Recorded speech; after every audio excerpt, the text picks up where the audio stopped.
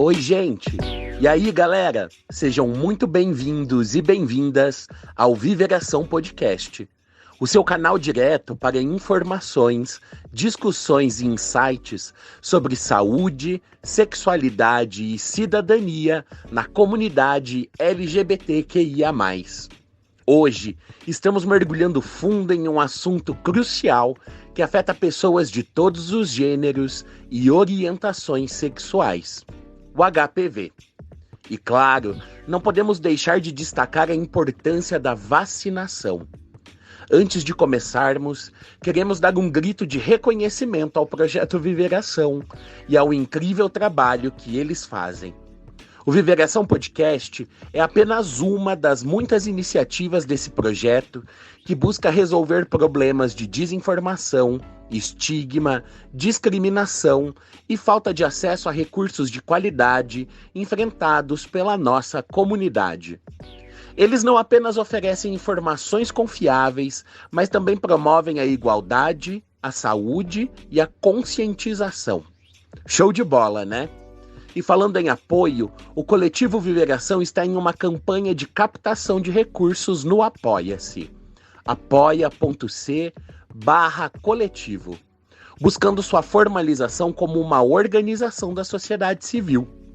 Contribua para fortalecer a saúde integral e a diversidade, porque juntos somos mais fortes. Antes de mergulharmos nos episódios incríveis que preparamos para você, queremos compartilhar uma notícia emocionante que fortalece ainda mais o nosso compromisso com a diversidade e a inclusão.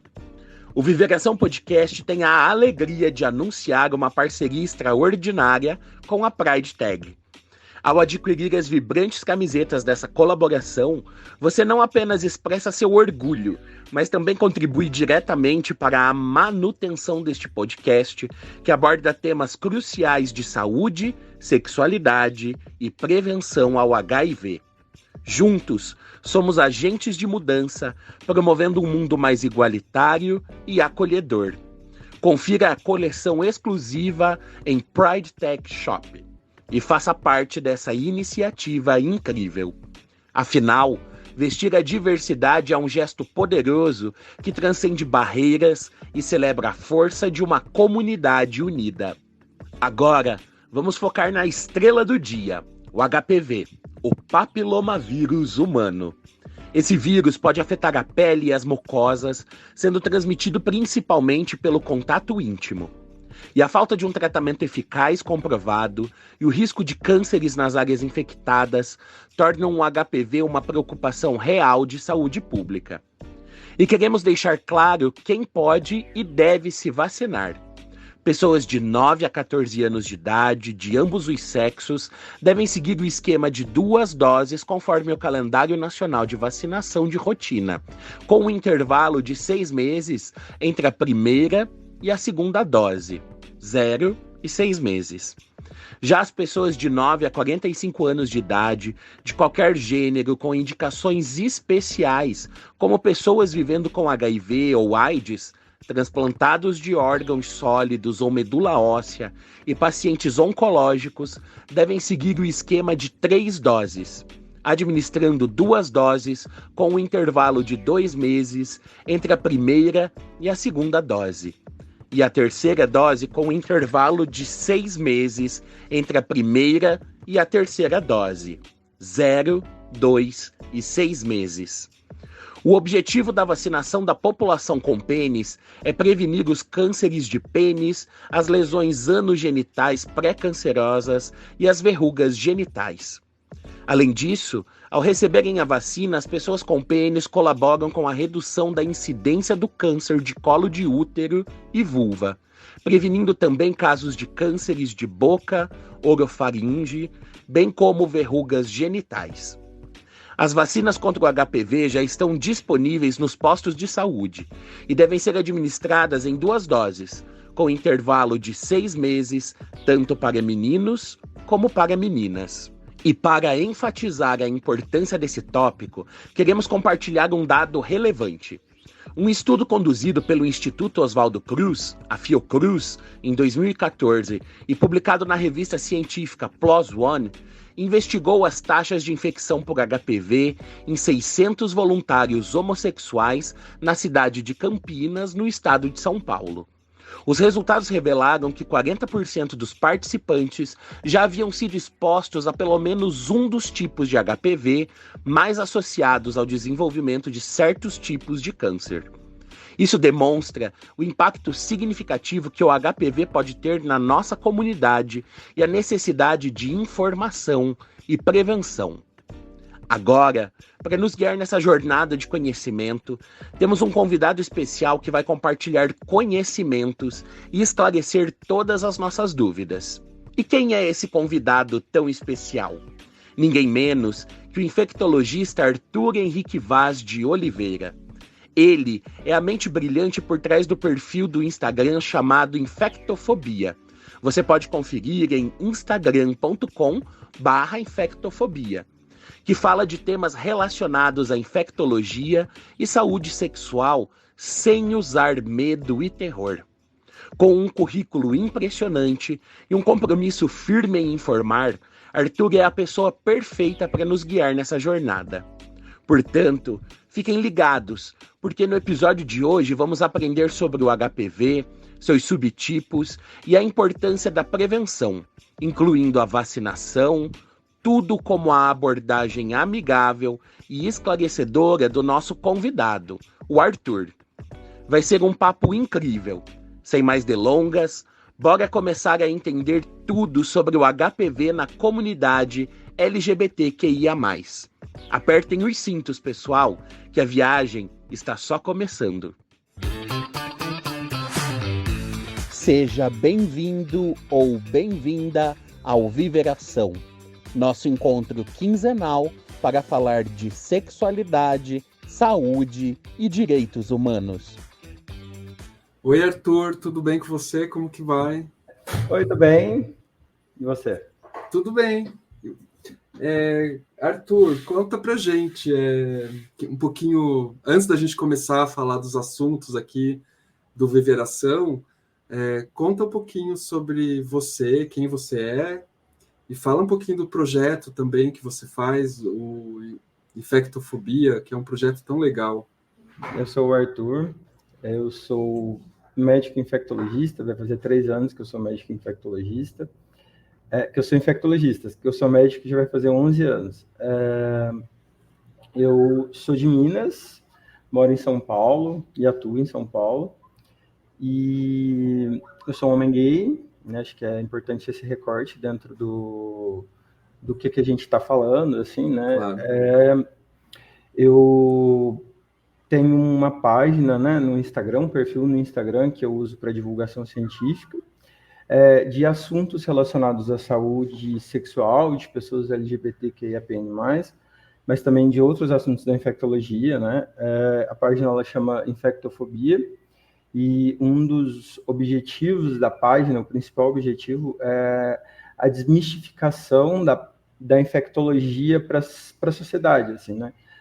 Tanto que o slogan da página é Infectologia sem terror, né? Que eu acho que é isso que a gente tem que trabalhar diariamente em educação em saúde, tirar o terror das infecções, de todas as doenças, né? Acho que não só das infecções, mas as infecções dentro da história da humanidade, elas carregam sempre um estigma maior do que as outras doenças, né?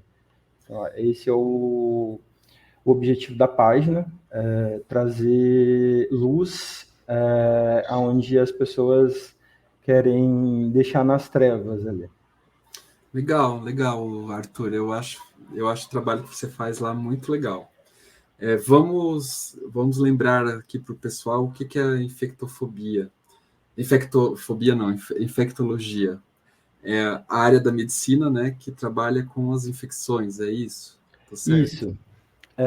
A infectologia ela é uma especialidade médica, né, que lida com as infecções como um todo, com todas as infecções, seja tratando, seja prevenindo, né, as infecções. A gente lida com vários tipos de infecções, desde infecções cotidianas, né, intoxicação alimentar, até ISTs, infecções que são super antigas e que são negligenciadas, né, como leishmaniose. A gente lida também com infecções hospitalares, né, e seja prevenindo, seja tratando, mas um dos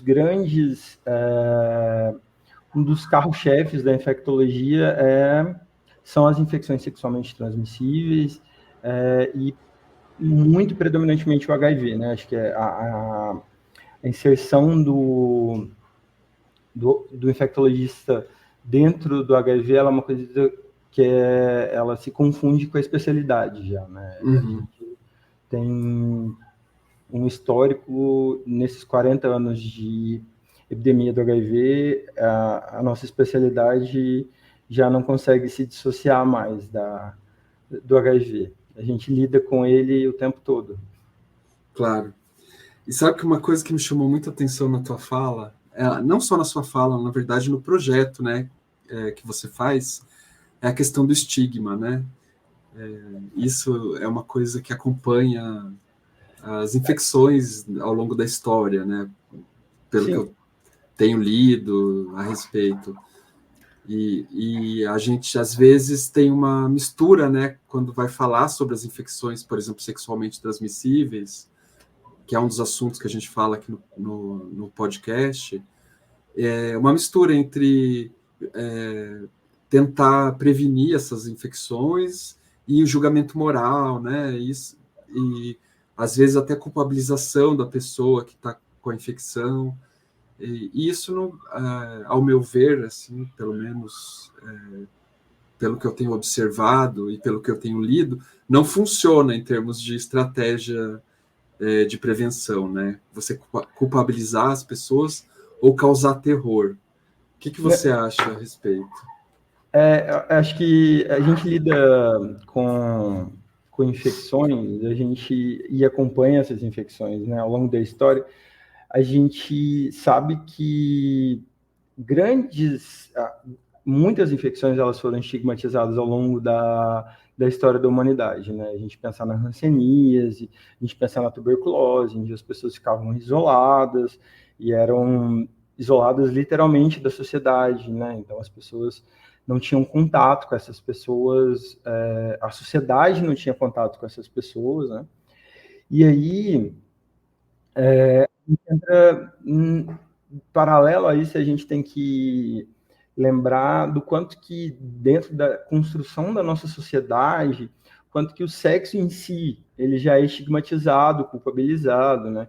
Quanto que a gente cresce ouvindo a ideia de que o sexo existe só para procriação, né? Então, todas as coisas que divergem desse sexo só para procriação, ou seja, só pelo prazer, um sexo entre pessoas do mesmo gênero, tudo que foge desse sexo, que existe com essa função reprodutiva, ele é questionado, mal visto, né?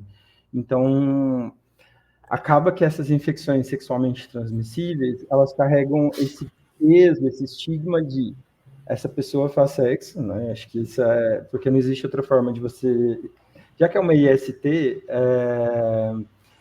a gente tem esse peso, né? Essa pessoa, ela pratica sexo. É meio estranho a gente falar isso com esse peso, mas é isso, né? Parece...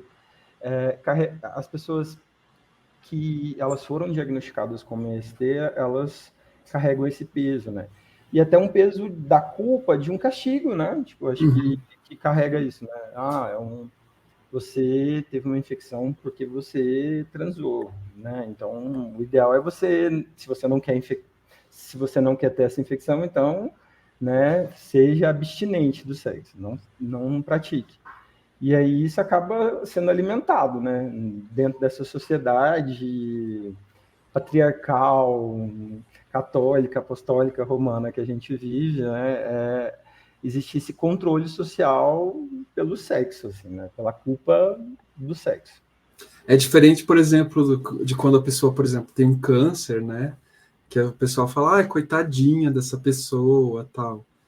Agora, quando é uma infecção é sexualmente transmissível, rola uma coisa, fez alguma coisa errada. Sim, tanto que isso é muito comum, assim, né? Às vezes, ainda que isso às vezes aconteça, né? Porque às vezes se é uma pessoa que teve dentro do histórico da pessoa, né? Às vezes elas também veem o câncer como um castigo, mas é um castigo por outra coisa que não seja o sexo, né? Ele foi um pai ruim, tá com câncer, tipo, a gente vê a saúde, né? Doenças sendo atribuídas como culpa e como castigo é uma coisa comum, mas nas ISTs isso é muito relacionada essa culpa pelo sexo. Tanto que a gente vê dentro da história do HIV, quanto que existia uma diferença muito grande entre as pessoas que viviam, que morriam pela AIDS, né, no início da epidemia, que existia uma empatia muito grande, né, com os hemofílicos, com os bebês de transmissão vertical, enquanto que, né, para as pessoas que usavam drogas injetáveis, para os homens gays e mulheres trans que morriam, para as profissionais do sexo, era uma coisa que era um castigo, tipo, né? Então, assim, existia essa diferenciação muito clara, assim, né, na forma com que eles lidavam com isso. Eu ia te contar até que o primeiro teste de HIV que eu fiz, eu já contei isso algumas vezes aqui no podcast, antes de fazer o teste, você só podia fazer o teste se você visse um vídeo, um curta, assim, falando sobre ISTs, mas com imagens, assim, horripilantes, assim. Eu lembro que eu saí do teste apavorado, assim, falando, nunca mais vou fazer sexo na vida. Enfim.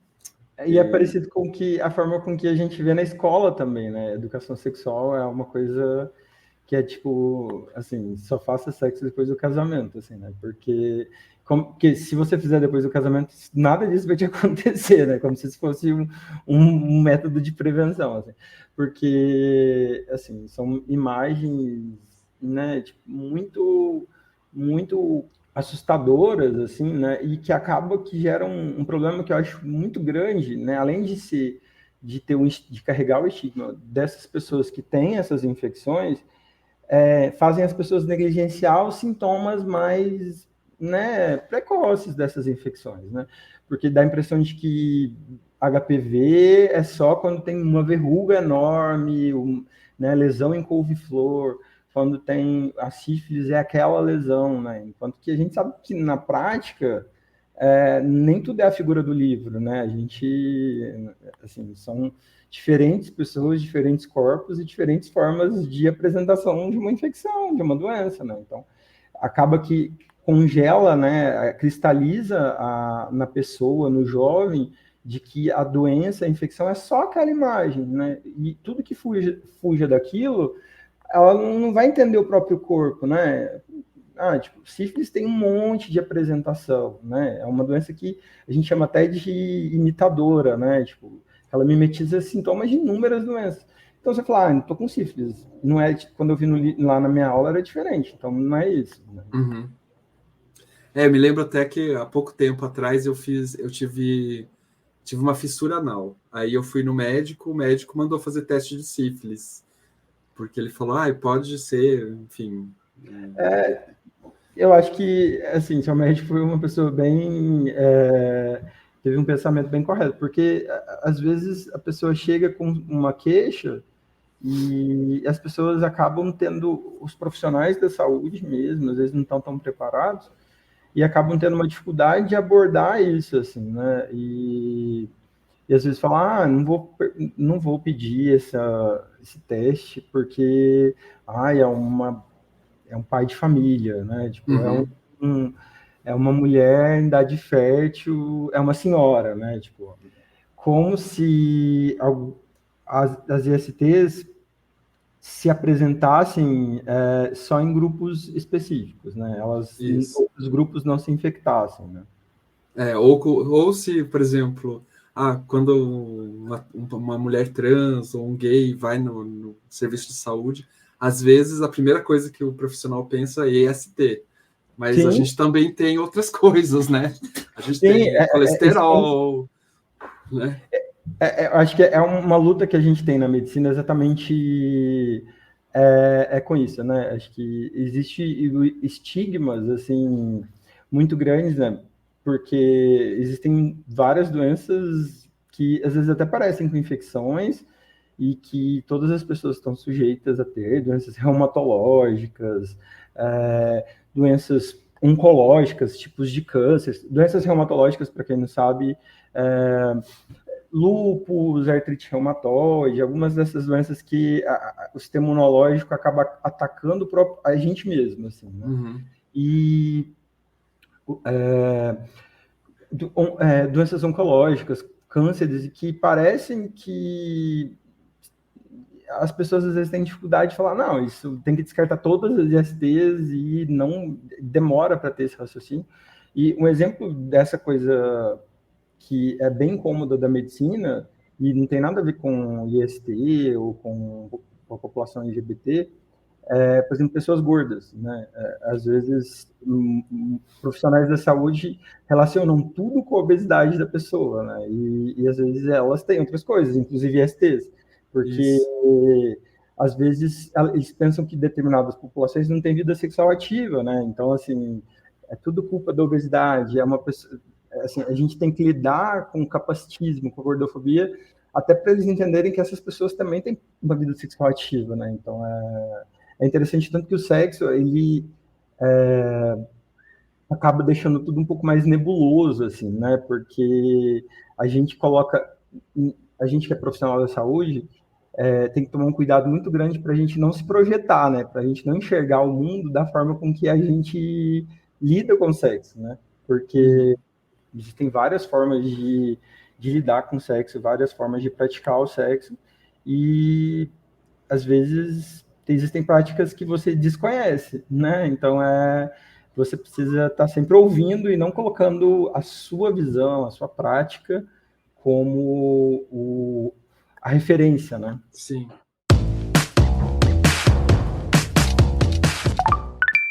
Oi, meu nome é Ana Paula, eu vivo com HIV há 30 anos.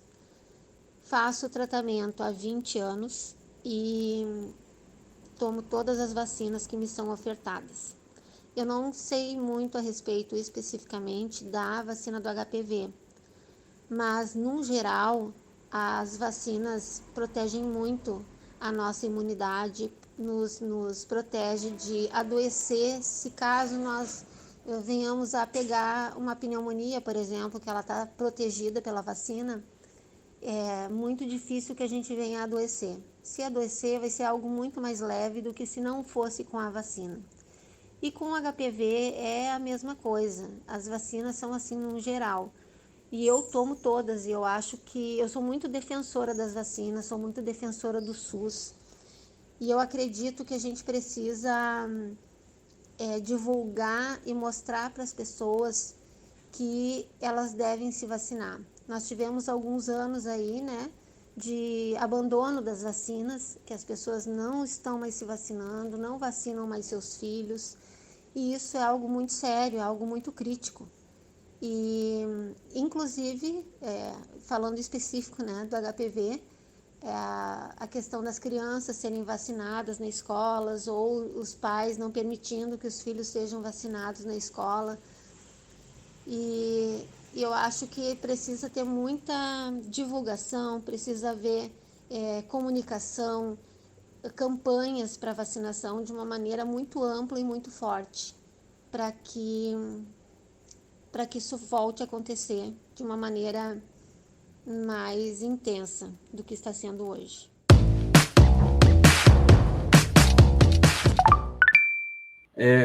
Agora vamos falar um pouquinho, Arthur, sobre o HPV, né? Uma IST que a gente falou pouco aqui no podcast. A gente já falou sobre sífilis, já falou sobre gonorreia, sobre o HIV várias vezes, né? E o HPV é uma coisa que está que é até mais ou menos comum, né? Tem muita gente que, enfim, eu tenho vários amigos que me contaram já, eu tive uma vez, 2 vezes, sei lá. Antes da gente entrar nesse assunto, você poderia explicar para a gente, assim, por exemplo, o que é o HPV, como que ele aparece? Se eu falei alguma besteira, você pode me dizer, inclusive. Não, você não falou nenhuma besteira, né? A única coisa que eu ia não era nem te corrigir, né? Que a gente já deve ter tido HPV, né? Porque a gente tem, todo mundo, é um vírus que a gente teve contato, a grande maioria das pessoas já tiveram contato. A única diferença é que as pessoas, a maioria das infecções pelo HPV, elas se resolvem espontaneamente. Mas se a gente for analisar, várias pessoas, é uma coisa que a gente vai explicar mais na hora da parte da vacina, é que a gente, ao longo da vida, né, a gente teve contato com o HPV em diversas oportunidades. Então, assim, o HPV é tipo o herpes, por exemplo, que muita gente teve contato já. Não deixa de ser, né? São vírus diferentes, de famílias diferentes, assim, né? Mas a gente pode pensar dessa forma, né? Que a gente já teve contato com herpes e com HPV em vários momentos da nossa vida, porque a gente é um vírus que circula muito, né? Falando do HPV, é um vírus que circula muito na sociedade e por formas muito de ser muito fácil de se transmitir, né? Ele acaba circulando muito. O herpes também é a mesma coisa, né? São doenças que não são graves, né? Então isso facilita a disseminação, porque não vai morrer, né? Tipo, geralmente doenças que são muito graves, aí você às vezes acaba interrompendo, né, com a gravidade da doença a transmissão ali. São doenças que geralmente são autolimitadas, se resolvem sozinhas, não tem uma gravidade importante, né, a não ser que você desenvolva complicações relacionadas ao HPV, que a gente também vai falar sobre isso, mas é um vírus que circula muito na sociedade. E lembrando que o HPV, existem vários tipos de HPV, né? E a gente tem, talvez todo mundo já tenha tido contato com HPV de uma forma não sexual, né? Porque a verruga que a gente tem no dedo, que a gente tem às vezes na planta do pé, né? Algumas pessoas que eles chamam de olho de peixe, né? Que é uma verruga plantar, né? Que fica na planta do pé. Ela também é um HPV, né? O HPV, ele tem alguns tipos que se desenvolvem na pele, né? Tipo, se entra em contato com a pele, ele vai se apresentar na pele. Outros tipos, eles vão se apresentar na mucosa, seja da boca, seja do ânus, seja, né, vaginal, e no pênis também, né? Então, a gente tem um número muito grande, são mais de 200 tipos de HPV, e a gente a gente acaba tendo que direcionar para os que estão relacionados a complicações mais graves, né, como casos de cânceres, né? Entendi. Então, por exemplo, até eu tive uma verruga uma vez na testa. Foi uma coisa que me incomodou bastante, porque é na testa, né? Enfim. Sim. E aí é um HPV também, então, uma verruga. Isso. E né, uma coisa bem... que é uma característica do HPV, principalmente na verruga, que ele é uma doença que você pode transmitir para você mesmo, né? Porque se você coça, se você... Onde você pôs a mão... você pode, né, às vezes, muita gente tenta ela mesma, tipo, resolver, tirar, e às vezes aumenta a lesão, ou faz uma verruga do lado, né? Então, acho que é um vírus que ele é muito transmissível, né? Tipo, por isso, assim. Entendi. Precisa ser resolvido, mas por um profissional adequado, assim. Não em casa, né? Não soluções caseiras. Entendi. Então, me conta, Arthur, como é que a gente faz para... quando a gente vai falar de prevenção, como é que a gente pode pensar a prevenção do HPV? A camisinha, como que é? A vacinação? Então, a prevenção do HPV, ela tem duas formas muito importantes, né, de prevenção. O preservativo, né, um método de barreira, você não vai ter contato da área infectada com a área que não está infectada da outra pessoa, né? Então, métodos de barreira vão prevenir a infecção, porque a infecção acontece quando tem contato direto, né, da área infectada com outra área infectada. Mas a camisinha, ela tem uma limitação, né? Porque, primeiro, que nem todo mundo usa, né? Existem pessoas que não usam preservativo. E segundo, que existem modalidades de sexo que não contemplam a camisinha e que podem transmitir, né? O ato de roçar área íntima com outra área íntima, esse atrito pode transmitir o HPV, né? Você esfregar o pênis em alguma área da vagina que não seja a inserção, ou na área do ânus, ou, né, diversas formas desse atrito acontecer, que não necessariamente vão acontecer, às vezes, antes, né, do preservativo ser colocado, né? Acho que também é uma forma de transmissão. E o sexo oral, né? Porque quando eu falo que nem todo mundo usa o preservativo, existem pessoas que não usam preservativo em nenhum momento, mas existe um número ainda maior de pessoas que não usam preservativo na hora do sexo oral, né? É uma modalidade de sexo que eu posso dizer assim que raramente é utilizado a camisinha, né? Então, assim, por todas as pessoas, mesmo por pessoas que usam preservativo, né, no sexo vaginal, no sexo anal, no sexo oral, né, e principalmente quando existe o sexo oral na vagina, né, ou no ânus, né? Então, assim, aí ainda fica, o uso desse método de barreira fica ainda mais comprometido, né? Então, existem muitos tipos de HPV, como eu disse, e a vacina, ela é focada nos tipos que têm maior chance, estão relacionadas a desenvolver câncer, né? Mas só isso já é uma coisa importantíssima, né? Então, às vezes, a pessoa vai desenvolver lesões para o HPV, mesmo com a vacina, mas ela é uma vacina que previne a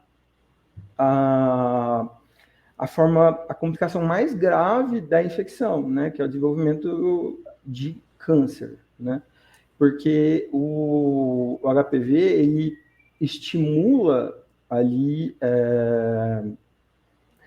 as células, alterações nas células que o câncer é isso, né, é quando as células ficam diferentes ali, elas param de funcionar, ou funcionam de uma forma errática, assim, né? E ali é um gatilho para que essas células comecem a ficar diferentes naquela região, e isso acaba sendo levado para outros órgãos, né? Então, aí acaba que esse gatilho naquela região ali, aquela região ela fica doente, mas não é pela infecção, né? Ela Entendi. fica doente porque as células daquele lugar estão diferentonas, assim, né? Não estão funcionando certo. E aí o risco é quando essas células começam a migrar pelo corpo e ser implantado em outros órgãos, né? Que é que a gente chama de metástase. Entendi. E aí a gente, por exemplo, pensando nesses tipos de câncer, aí seriam cânceres em pessoas com útero, no útero, é isso? Isso. O câncer está relacionado ao lugar onde aquela infecção aconteceu, né? Isso, assim, muito mais frequentemente, muito mais comum isso, porque ele está relacionado com um local de origem ali, né? Porque a gente desenvolve a lesão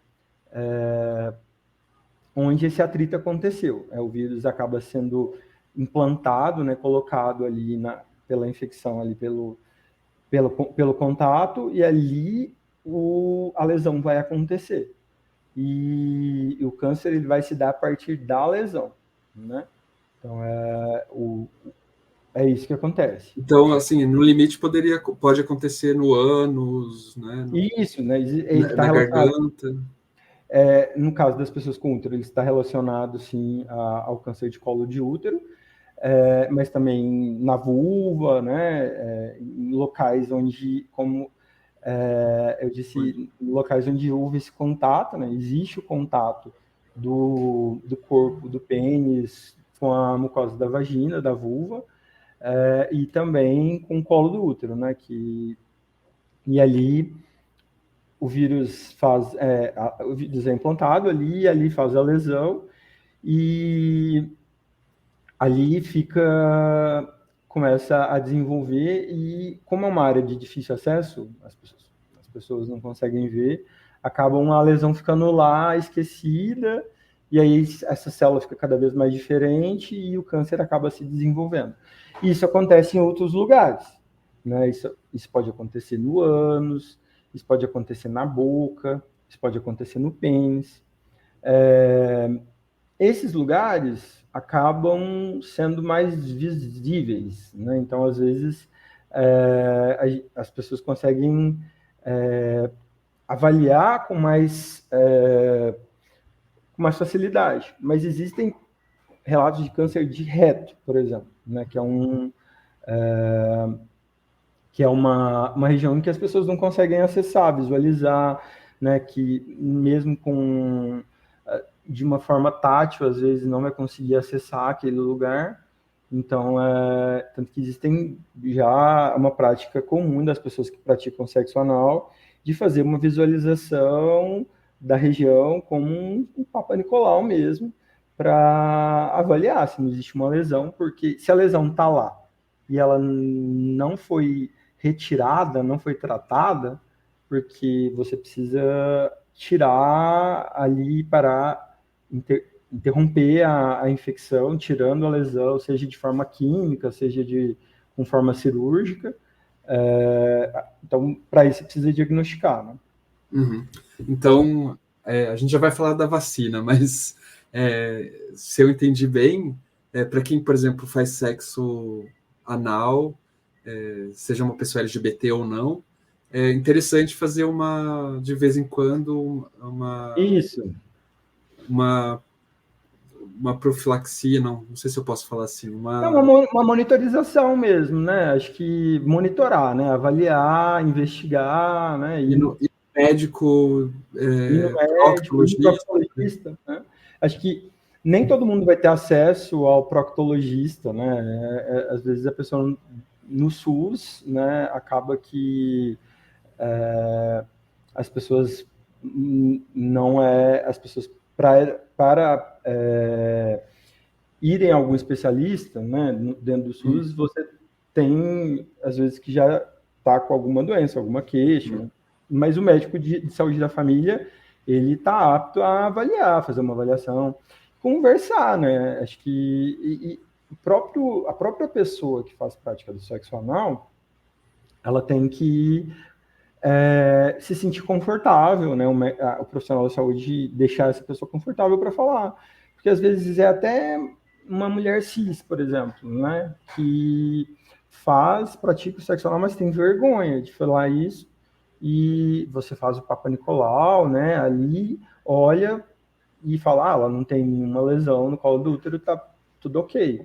Mas e se ela praticar sexo anal? Se você não analisa, se você não investiga, às vezes a lesão está em outro lugar, né? E no caso, por exemplo, da boca, né? Às vezes é uma lesão que ela não vai ver, mas a própria saúde bucal, né? Às vezes o dentista vai conseguir avaliar, tem uma lesão ali, né? Porque na maioria das vezes essas lesões são indolores, né? Então é muito mais uma questão tátil do que dolorosa você sentir, né? Às vezes é mais visual e tátil do que sentir a dor mesmo. Entendi. Então, assim, fica a dica para o pessoal que se sentir alguma coisa diferente, tanto no ânus quanto em outra parte, é bom ir no médico, né? Sempre. Que é uma dica geral, não só para IST, né? Mas... Não, e não só para o HPV, não só para IST, não só para HPV, né? É uma dica sempre, se tem uma lesão diferente, se teve alguma lesão, né, no pênis, na vagina, no ânus, né? Se você conhece seu corpo e vê que tem alguma coisa que está diferente no seu corpo, você precisa investigar. Se é na área genital, anal, pode ser que seja uma IST. E toda IST ela tem que ser tratada, diagnosticada e tratada precocemente, né? Seja para evitar novas infecções, seja para também interromper a doença, a infecção.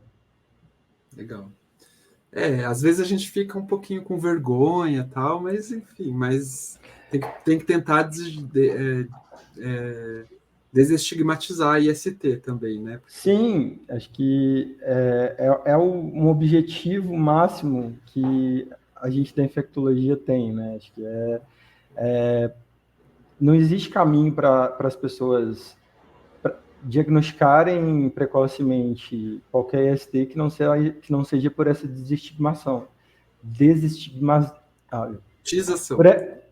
por essa desestigmatização, assim, né? Não existe outro caminho, porque quando as pessoas tiverem medo do próprio corpo, as pessoas não vão procurar a tempo, né? Até porque às vezes, enfim, né? Às vezes eu contei aqui no podcast recentemente esse caso aí da minha fissura anal, que eu contei várias vezes aqui no podcast. Os meus amigos falam até assim, você se expõe um pouco, né? Eu falei, mas é importante eu falar para o povo ver que não tem nada assim, nada tão de mistério. É legal isso mesmo, né? Porque eu acho que quando você se sente confortável para falar, existe uma identificação, uma representação ali, né? Uma representatividade até, né? De, olha, existem outras pessoas que também têm fissura anal, tem outras pessoas que têm HPV, né? Quanto que dentro das redes sociais, quanto que é importante as pessoas que vivem com HIV, que abrem o diagnóstico, que conversam sobre isso, fazer as pessoas entenderem que elas não estão sozinhas, né, nessas experiências, né, que tem inúmeras pessoas que passaram por exatamente aquilo que você está passando.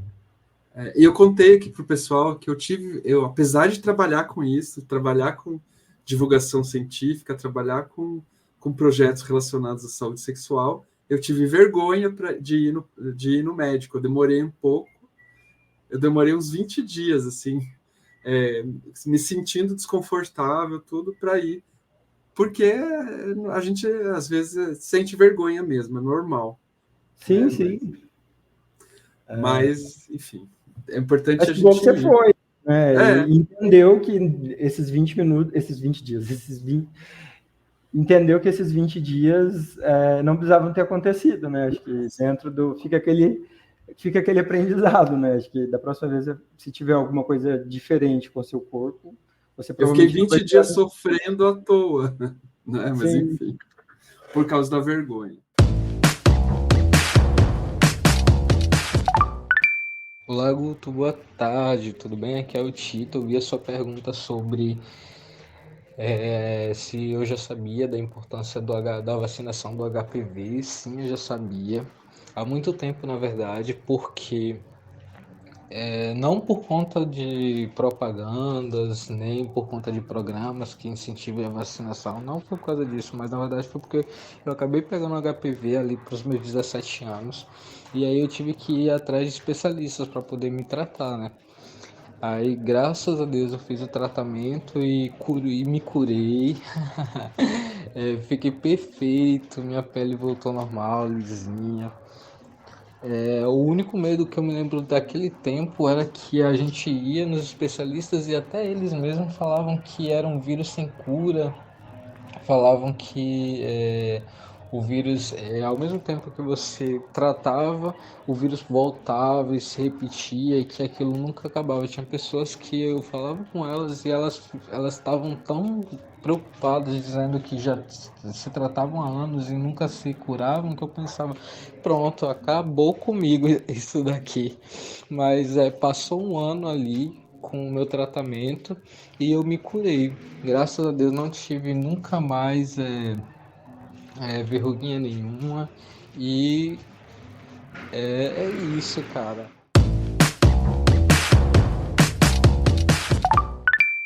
Vamos falar um pouquinho da vacina?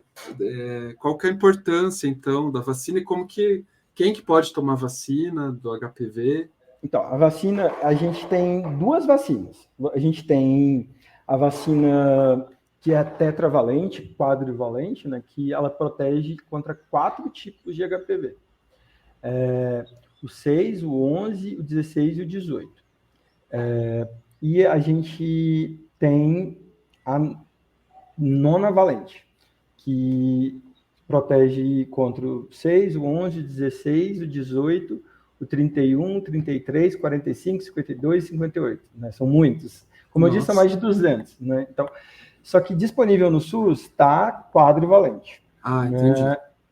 Aí eu falo das duas porque existem pessoas que vão ouvir que às vezes não estão contempladas nas populações que tomam a vacina. Elas podem fazer isso em clínica particular. Existe essa vacina disponível que tem 9, que protege contra 9 tipos. A quadrivalente, que ela protege contra o 6, 11, 16 e 18, o 16 e 18 estão muito relacionadas, correspondem a 70% dos casos de câncer de colo de útero relacionados ao HPV. E a gente tem os dados que a gente tem relacionados ao câncer de colo de útero, e eles são muito maiores, né? Existem muito mais pesquisas nessa população, né, de pessoas que têm útero. Aí a gente tem essa vacina que é para 4 tipos, e a gente tem 2 populações que estão contempladas, que podem fazer essa vacina. Você tem crianças e adolescentes de 9 a 14 anos, menino ou menina. Quando eu falo de 9 a 14, né, é 14 anos, 11 meses e 29 dias, né? Não é completou 14. Até você ter 14, até você não ter 15, você ainda tem 14, né? Muita gente acha que completou 14 não tem mais direito. Então, se você tem um jovem em casa de 14 anos, ele pode fazer a vacina ainda. São 2 doses.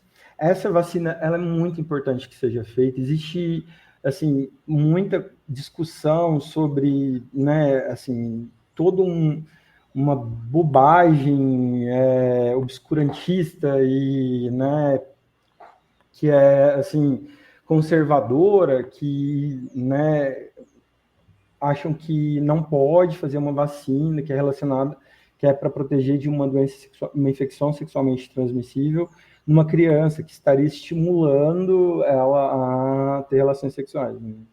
Sendo que, né, com vacina ou sem vacina, as pessoas vão ter o início da vida delas do mesmo jeito, e isso não vai acelerar ou interromper nada, né? Isso são as vivências daquele adolescente que vão fazer o início da vida sexual dele acontecer. E é importante que isso seja feito o mais precoce possível, porque quanto antes de você iniciar a sua vida sexual, né, você já estar protegido, mais eficiente vai ser a vacina, né? Se uma pessoa começa a vida sexual com 14 anos, e depois de ter a relação, depois de se expor, ela toma a vacina, você já teve contato com a infecção, com vírus, né, antes da vacina, né? Então, assim, são vários tipos, né? Mesmo se você já tiver tido contato, você vai tomar, mas quanto antes da pessoa iniciar a vida sexual dela, ela tomar, mais eficiente, melhor vai ser.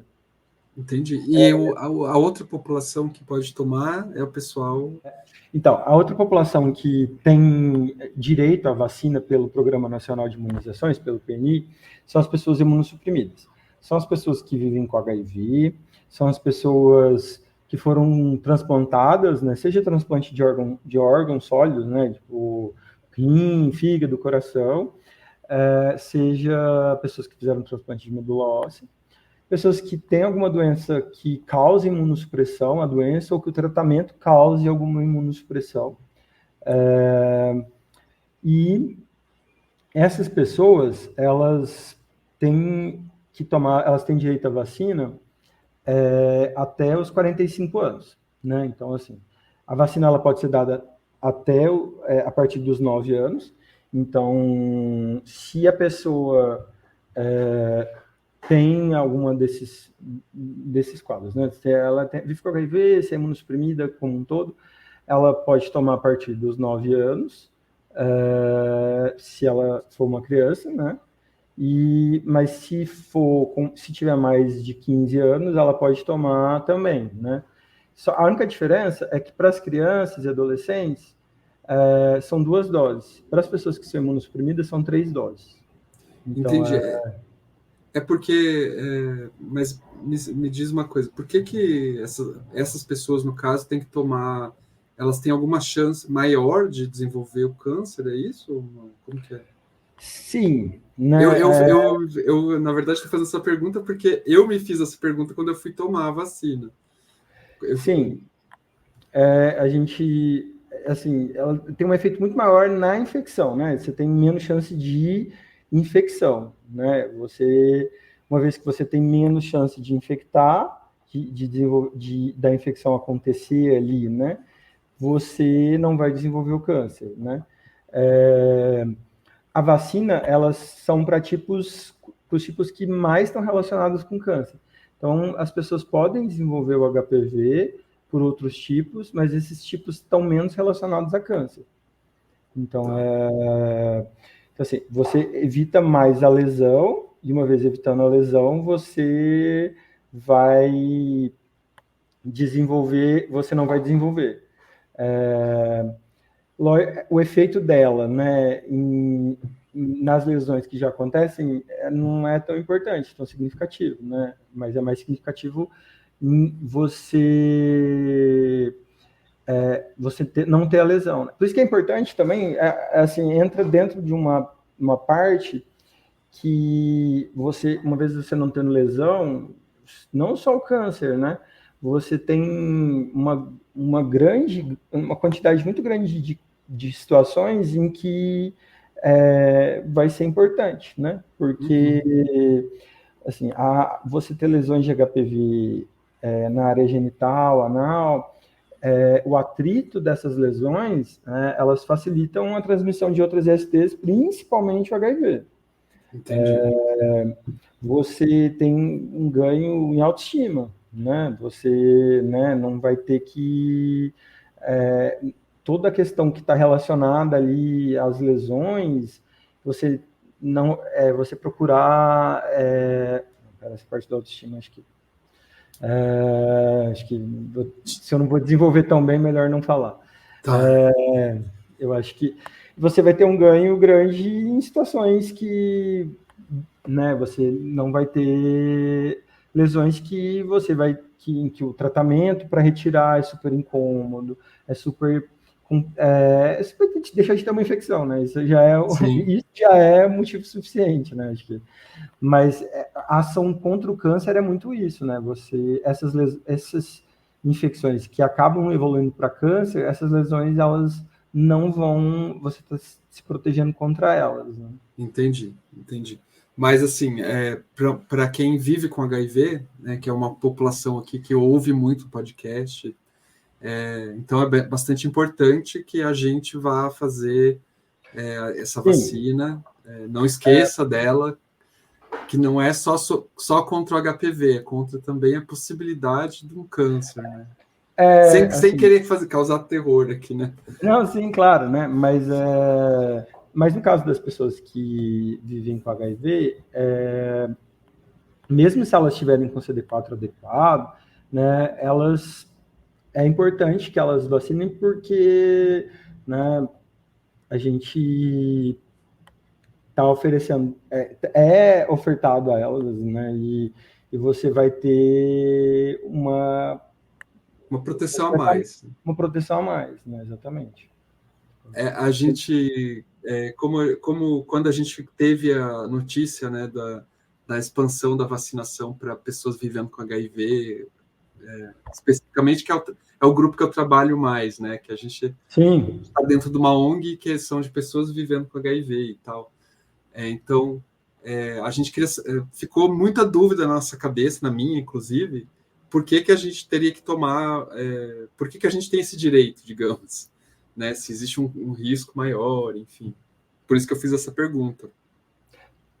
Como eu disse, nem todo mundo está indetectável, né? E nem todo mundo está com CD4, né? Às vezes, algumas pessoas demoram para ter o CD4 num nível, né, que seja, se a pessoa teve um diagnóstico tardio, assim, né? Às vezes a pessoa demora para ter o CD4 ali no nível adequado, né? Então, às vezes ela pode... E é complicado fazer uma política pública perguntando CD4, né? Sim, não dá para... só lembrando aqui, pessoal, CD4 é o... não sei se o marcador assim, o HIV ele se multiplica dentro do CD4 e destrói o CD4, né? Então, e aí, quando a carga viral vai caindo, vai ter menos ataque ao CD4 e os CD4 vão voltando à normalidade.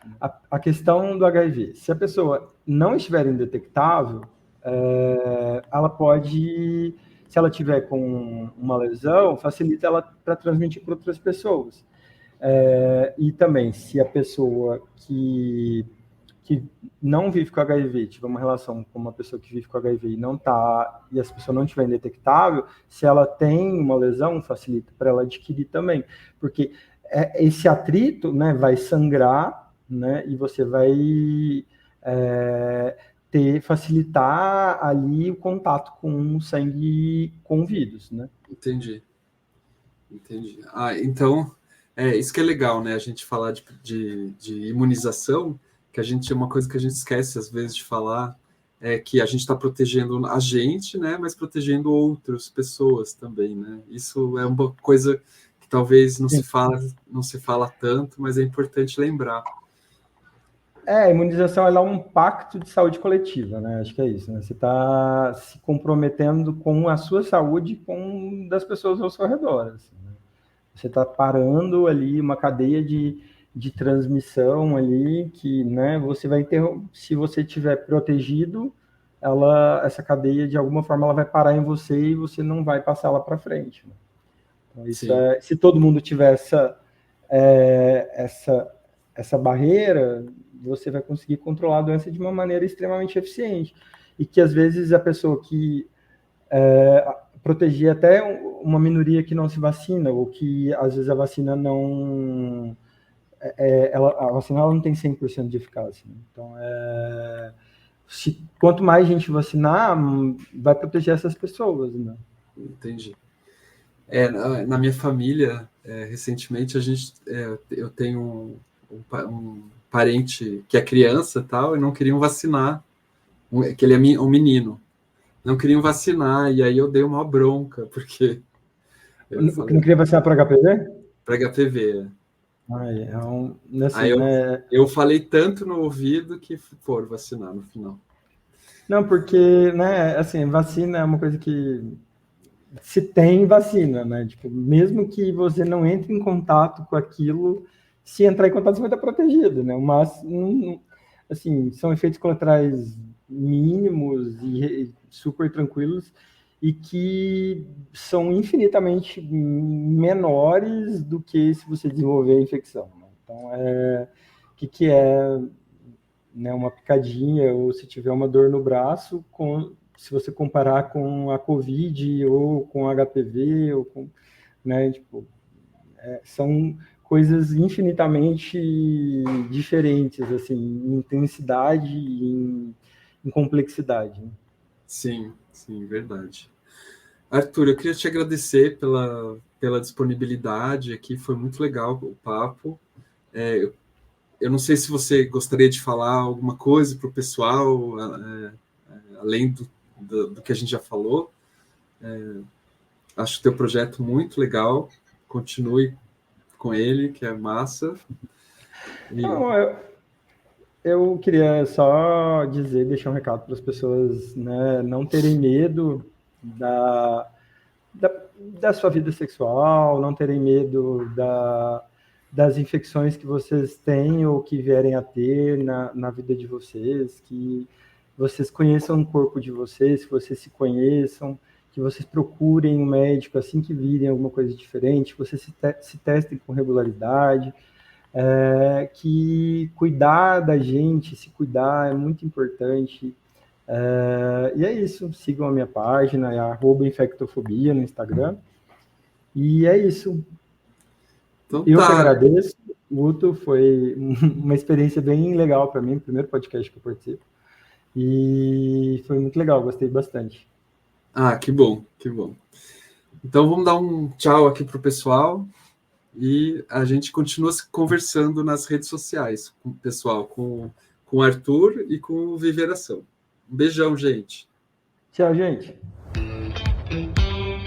No Viveração Podcast, discutimos saúde, sexualidade e cidadania, com foco em homens gays e outros homens que fazem sexo com homens. Nosso objetivo é promover informações corretas e baseadas na ciência, incentivando o autocuidado e elevando a autoestima das pessoas vivendo com HIV, AIDS e da comunidade LGBTQIA+. Agradecemos a todos os ouvintes por se juntarem a nós nessa jornada de inclusão e respeito. Conecte-se conosco em nossas redes sociais para falar com a equipe, tirar dúvidas e fazer sugestões, e construir com a gente um mundo mais igualitário e saudável. O Viveração Podcast é um projeto do Coletivo Viveração, em parceria com a RNP+ Curitiba e com o apoio do Fundo Positivo. Temos também uma campanha de financiamento coletivo para o Viveração Podcast.